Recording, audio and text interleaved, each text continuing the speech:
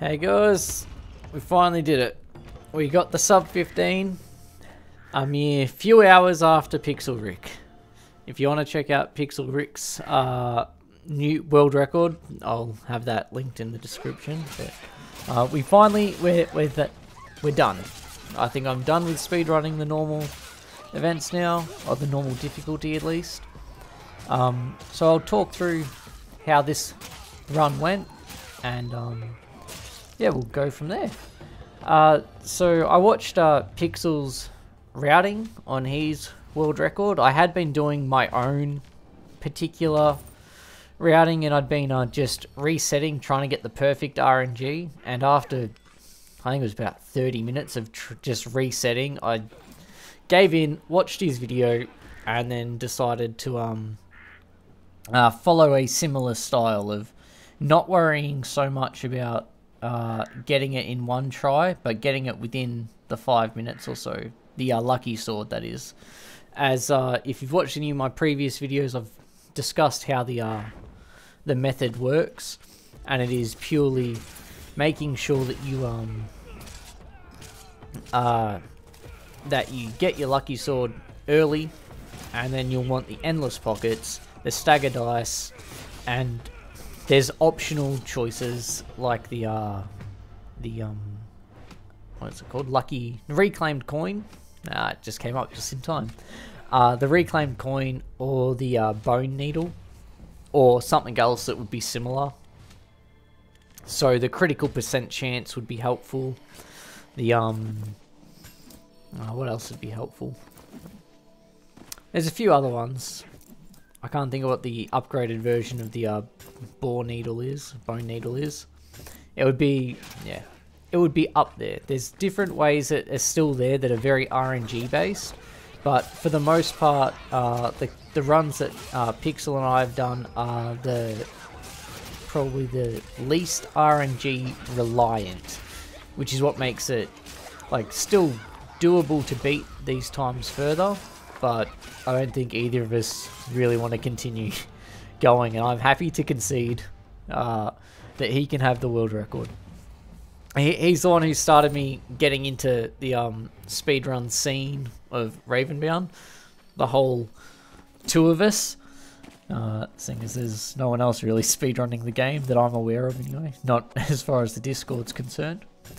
But yeah, so we spent a fair bit of time theory crafting this over the past couple of weeks. So we really, yeah, we worked through what we thought would work, and we've changed our idea or our ideas multiple times, tried different things, and always come back to longsword. So the longsword is the most important part, or the lucky sword is the most important part, along with the traits of death by 1,000 cuts and great weapon specialist or master. I think it's great weapon master. Outside of that, the endless pockets is technically optional, although very useful. Same with the stagger dice. Still very optional, but very useful. And so I'll talk about this specific run, and we'll just do that. So what you've already seen is I got the lucky coin, and I also got the lucky sword. So, and I also had a really good tier. Probably not the perfect tier for this. However, because it's at the Goblin Castle, it means I've got a very good chance of picking up the stagger dice as well as the endless pockets, which, spoiler, happens, which is why the run ends up going as well as it does. But yeah, without those three items, you're really in a little bit of a tricky spot. And so here I'm just trying to hope to get at least to 9 mana. So I run through, and I don't really want to take the hatred in case of increasing the mana cost of my lucky sword.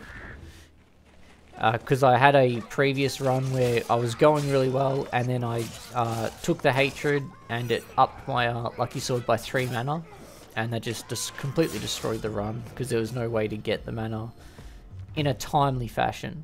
Like, if you weren't running a speedrun, wouldn't be a big deal. But yeah, if you're running a speedrun, you need things to go relatively well, or pretty much perfect to get them right. So here I've got all the pieces that I need, and so I'm just trying to hunt down the mana now. So I probably could have instead ran out to a mana shrine, or specifically looked for one. And in hindsight, I had wished I looked whether or not any of these chests were mana prior, which I didn't do, and none of them ended up being mana anyway, so it didn't matter.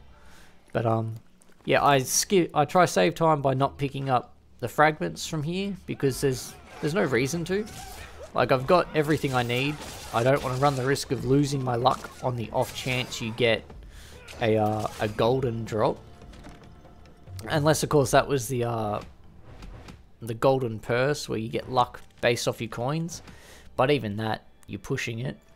But yeah, I got my my mana, and so then I just legged it. Oh, that's later on. I'll probably talk about where those couple of seconds are that I could have actually saved in order to beat Pixel's time. I just remembered as I'm watching this now, where there are a couple of spots where I royally stuffed up my movement, and it was just at the very end. Pressure gets to you, I guess. But yeah, continuing on through the run, it's very straightforward. It goes more or less, I drop down, I make mistakes through movement, especially at the very start. You'll see a collection of them.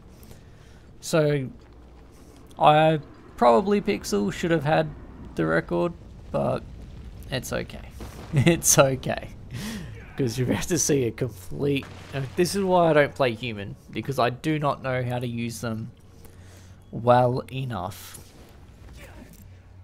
Oh no, I made that one. I thought I lost it.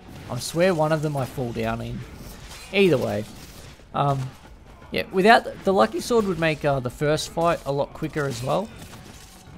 But as you can see, the stagger just... It wrecks. In a perfect world, I would have had the sword by now. And if I had gotten a little bit luckier on the draws, I maybe would have.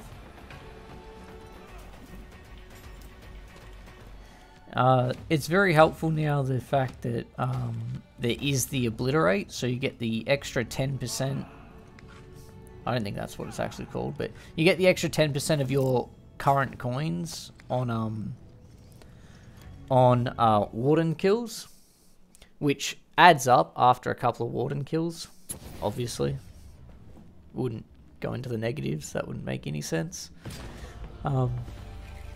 Again, went with dust to go to the witch, to then go to the dust warden, because again I find those the easier warden to deal with, or the easier warden to deal with.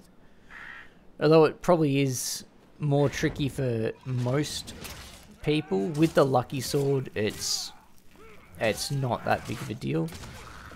Now this fight could have gone a lot better, but the witch just loves to move about. Like, if you don't have her frozen, unfortunately she will move, and it can be very annoying. And you can't always guarantee on getting the extra stagger hits. If you did manage to get those extra stagger hits, you'd be laughing, because you would have a much easier time. But yeah, as you can see, these last couple of bits, she moves multiple times, where there's a lot of time that could be saved in a perfect fight. But to get a perfect fight, I think you're really pushing it if you could get yourself a perfect fight. Here I get lucky and I get a 250 coins, but I'm not sure if it's really lucky with 79% luck. It's kind of quite high. So I already have almost 900 coins by the second warden, which is really, really strong. I think that's... I don't recall, but I'm pretty sure that's stronger than what Pixel had at this stage. However, I could be wrong. His Bore Needle does make a huge difference, because the Bore Needle's worth...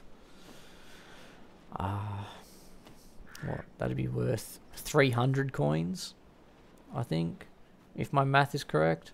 I got lucky again with this. I don't understand why the why that was open and why it was all pixelated out, but to be fair, I had ran about 30 different reruns by this stage, so I could have just been breaking the game in that regard. Just, yeah, I've spent far too much time running this at this point, which is why I'm more than happy just to concede. I want to just do something else. Again, the basis being they can't attack you if they're frozen or impaired. Here I wasn't sure if I was on record pace or not, because it's a little tricky to tell. Because you can have some really good fights and you can have some really, well, not less than average, but some fights where if the boss starts to use its go to its second and third stage, it adds a lot of time on.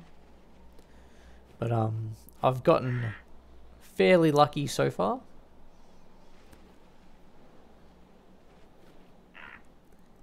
I am hoping to now start maybe speedrunning the hard difficulty, or even trying to get a sub 10 with just a 4 boss run.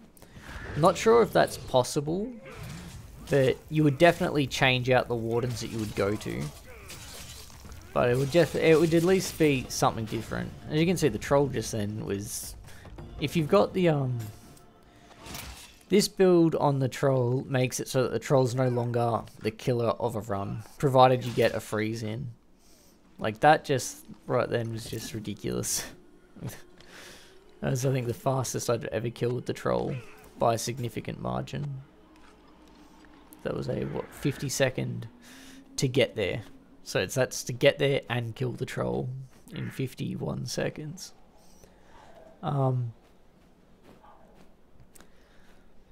But yeah, I'm hoping to start maybe speedrunning the higher difficulties, as well as actually getting a complete game in Nightmare.